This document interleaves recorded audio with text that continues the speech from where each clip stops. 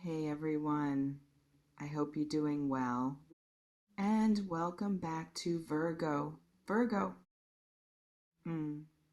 So, Virgo, let me establish something immediately.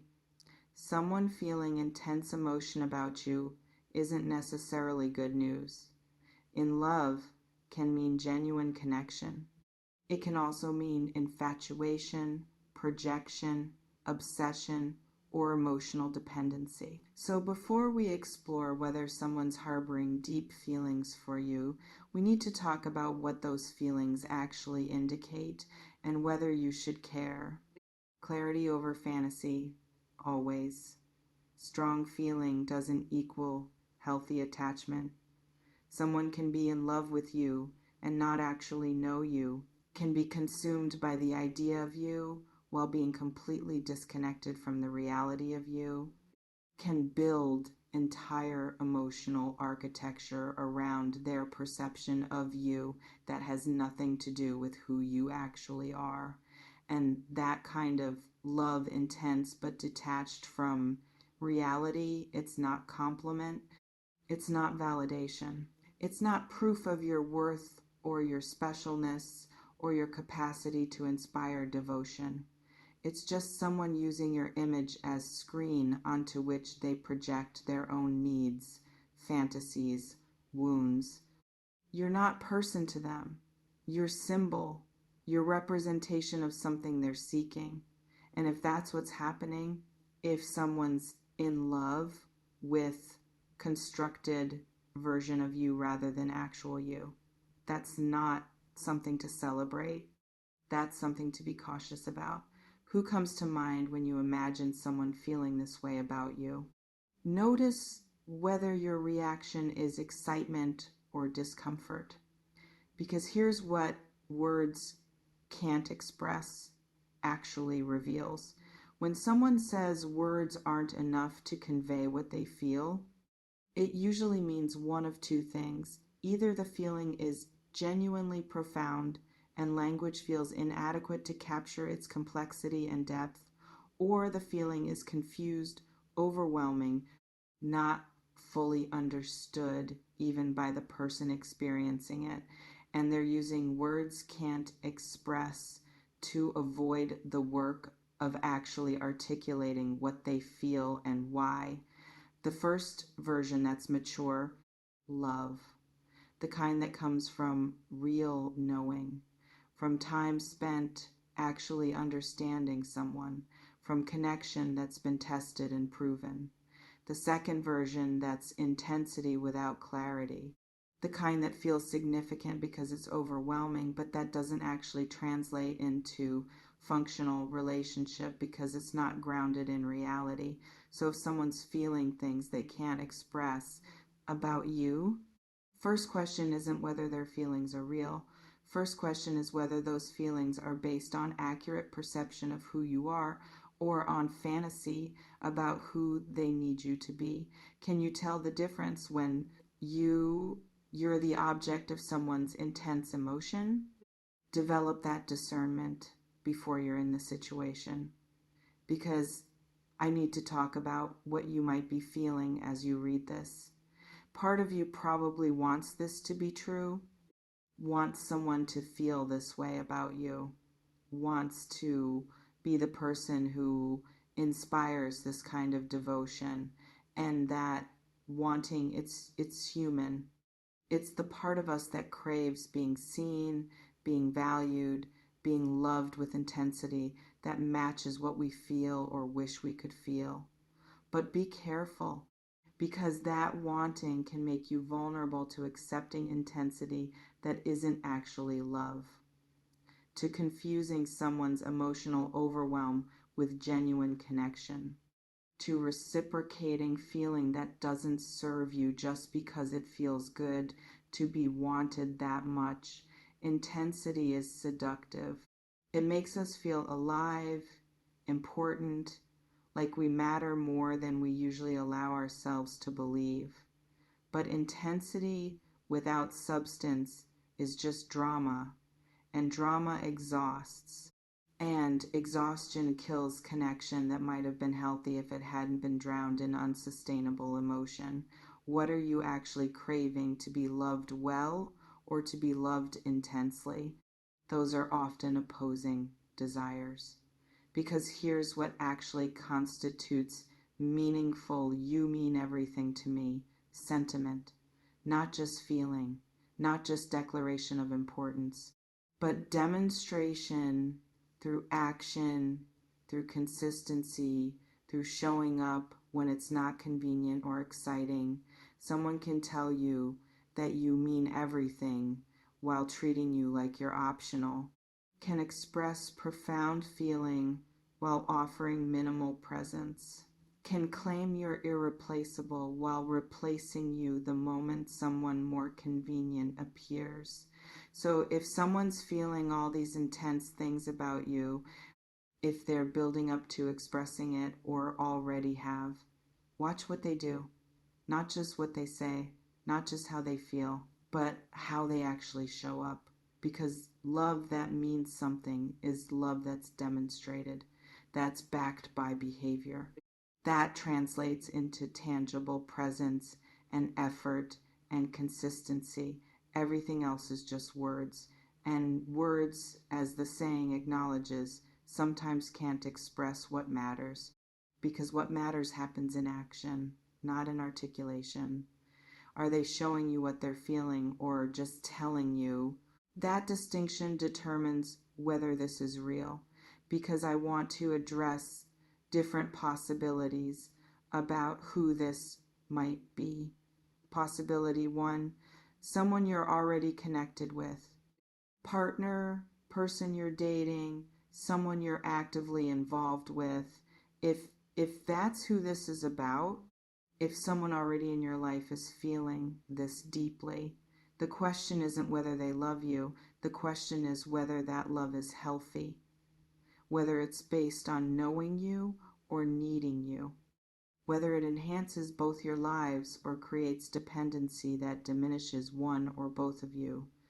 Evaluate the quality of the love, not just its intensity.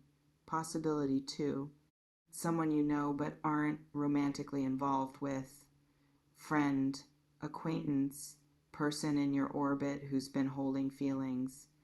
If that's who this is about, if someone's been harboring unrevealed emotion, the question isn't whether their feelings are valid. The question is whether you want to engage with them. Whether their interest is welcome or whether it complicates dynamics, you prefer to keep uncomplicated. You're not obligated to reciprocate just because someone feels strongly. Possibility three, someone you don't know is feeling this, someone you're not aware of who's built attachment from distance. If that's who this is about, if this is describing someone whose feelings you're unaware of, the question isn't whether they'll eventually reveal themselves. The question is whether you're creating space for genuine connection or whether you're just existing in ways that allow others to project onto you. Neither is wrong. But knowing which is happening helps you navigate when feelings get expressed. Which possibility feels most accurate? Trust your instinct about who this energy is coming from, because here's what happens when someone confesses feelings this intense.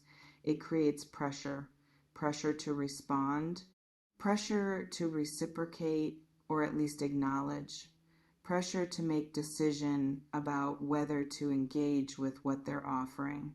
And that pressure, it can make you feel rushed, like you have to know immediately whether you feel the same, whether you want to explore this, whether this person is someone you want in your life in the way they're hoping to be. But you don't have to decide immediately.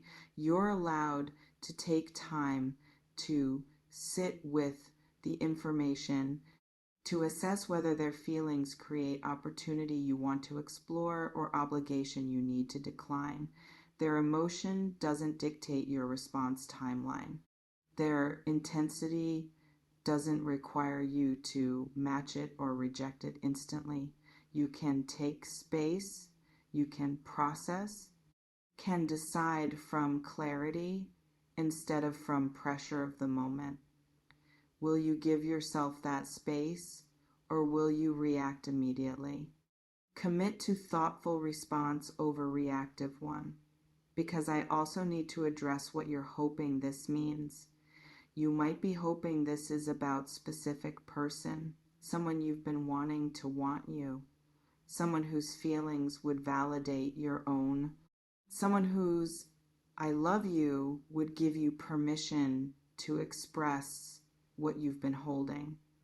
And if that's the case, if you're reading this hoping it's about that person, be careful, because hope makes us see what we want to see, makes us interpret vague statements as specific confirmation, makes us believe what's convenient rather than what's actually likely. So if you're hoping this is about someone specific, don't let hope override discernment. Don't convince yourself someone feels something they haven't actually demonstrated. Don't project your feelings onto them and call it their confession. Stay grounded in what's actually happening versus what you're wishing would happen. Is this about specific person you're hoping for, or are you open to whoever it actually is? Examine whether you're projecting, because here's what I really need you to understand. If someone genuinely loves you, if you genuinely mean that much to them, if their feelings are that profound, they'll show you through consistency, through presence, through choosing you repeatedly over time, not just in moments of high emotion. And if someone's expressing intense feeling without backing it with sustained action, if they're telling you that you mean everything while treating you like you're nothing, that's not love. That's confusion or manipulation or emotional immaturity that can't distinguish between feeling and commitment. So when feelings get expressed, whether from person you're hoping for or from someone unexpected, evaluate the full picture, not just the declaration, but the context, the history, the demonstrated capacity, the behavioral evidence that supports or contradicts the words. Because anyone can say, I love you. Fewer people can actually love you well. And you deserve the second kind, not just the first. Can you require demonstration alongside declaration? This is non-negotiable boundary for healthy relationship. Because ultimately, here's the situation.